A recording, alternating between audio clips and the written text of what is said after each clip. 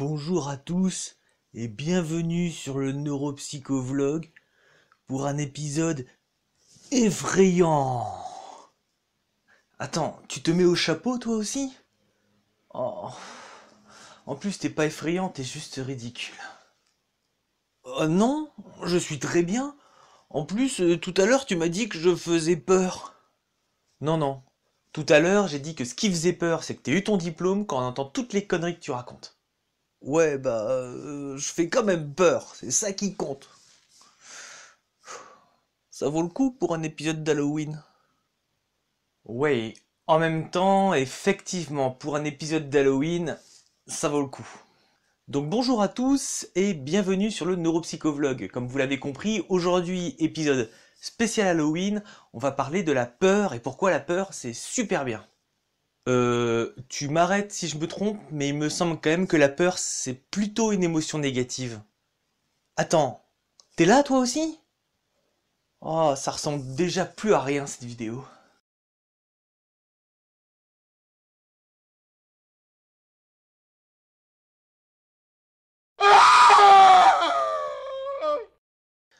Donc la peur. Alors oui, la peur est considérée comme étant une émotion négative, mais ça ne veut pas dire qu'elle n'a aucune utilité. Au contraire. Attends, elle est positive ou elle est négative? Elle peut pas être les deux à la fois. Faut que tu décides. Bah écoute, je vais pas trancher et on va prendre l'exemple de ce que pourrait être un monde sans peur. Ah, bah ça a l'air fun. Peut-être, mais avant, on va d'abord discuter de ce que sont les émotions et de ce qu'est la peur.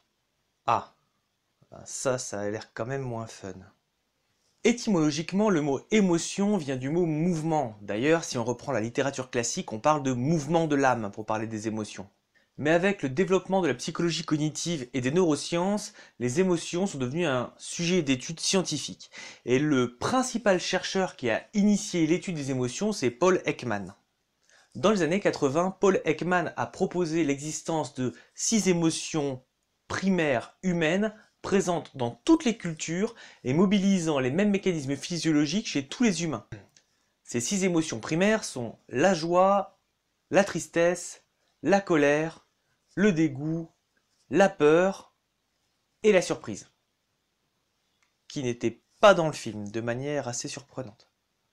Chaque émotion va présenter un pattern, un modèle spécifique de variation physiologique qui peut être mesuré et objectivé.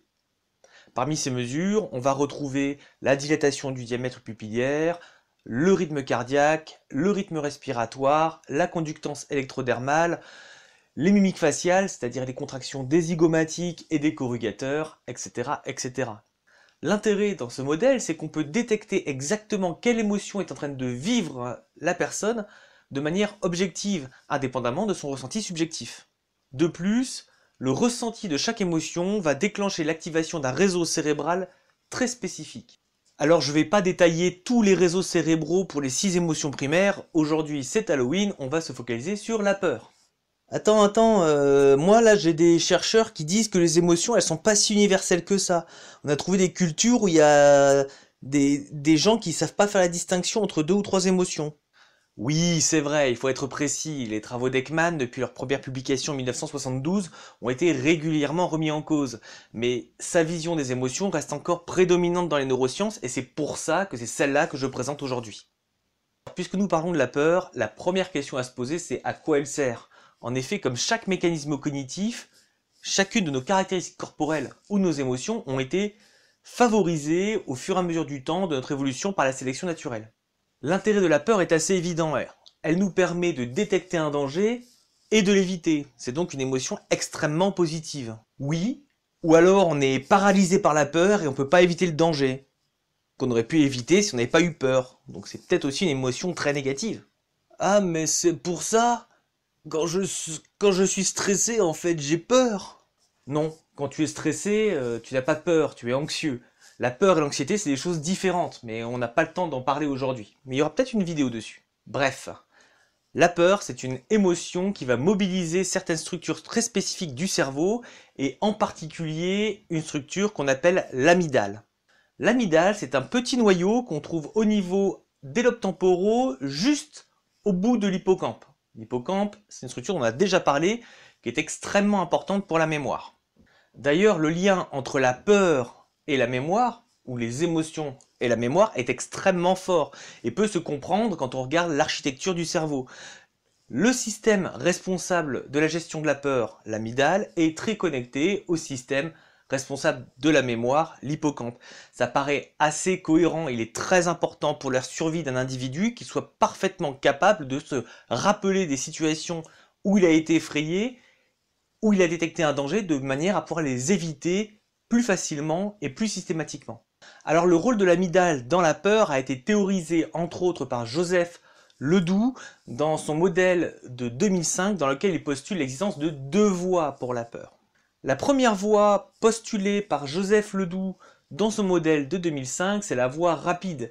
Elle relie directement les aires visuelles au système amygdalien, ce qui fait que dès qu'on est confronté à un stimulus potentiellement effrayant, l'activation du système de la peur va provoquer un comportement extrêmement rapide d'évitement du danger. La deuxième voie de la peur, c'est une voie beaucoup plus longue qui va passer par les différentes structures corticales pour aboutir au niveau du cortex frontal. Cette voie va permettre l'analyse du stimulus visuel pour déterminer s'il est réellement effrayant, pour déterminer s'il y a réellement un danger ou pas.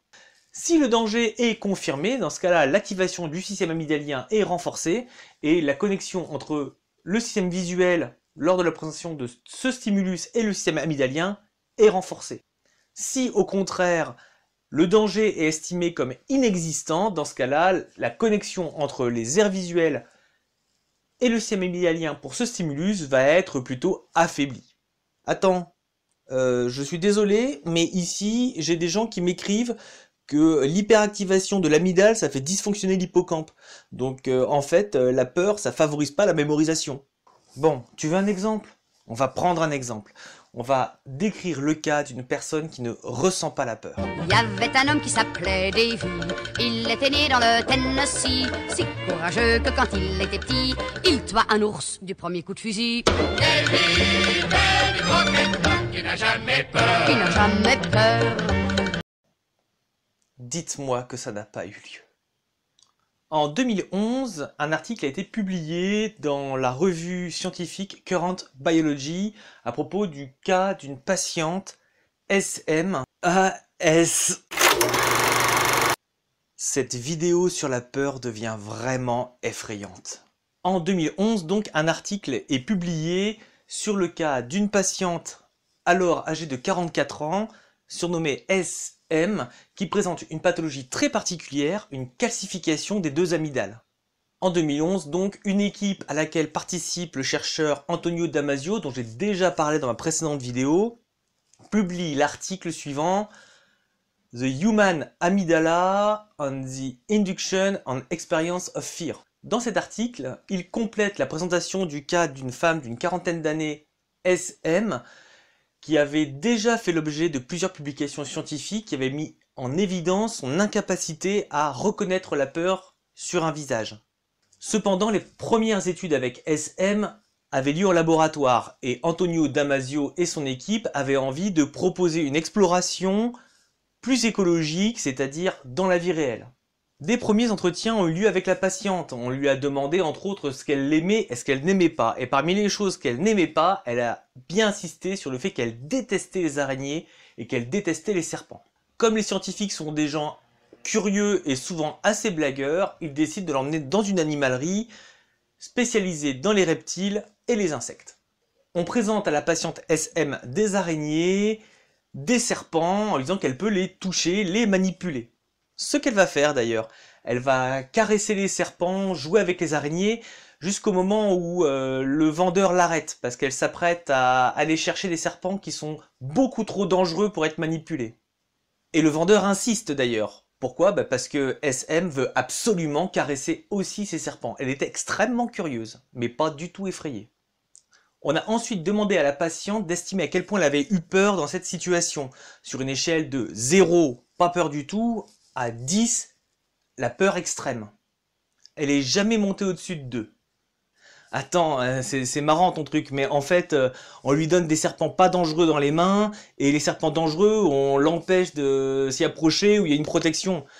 Évidemment, elle a pas peur, elle les voit pas par la nature, ces serpents, ils peuvent rien lui faire.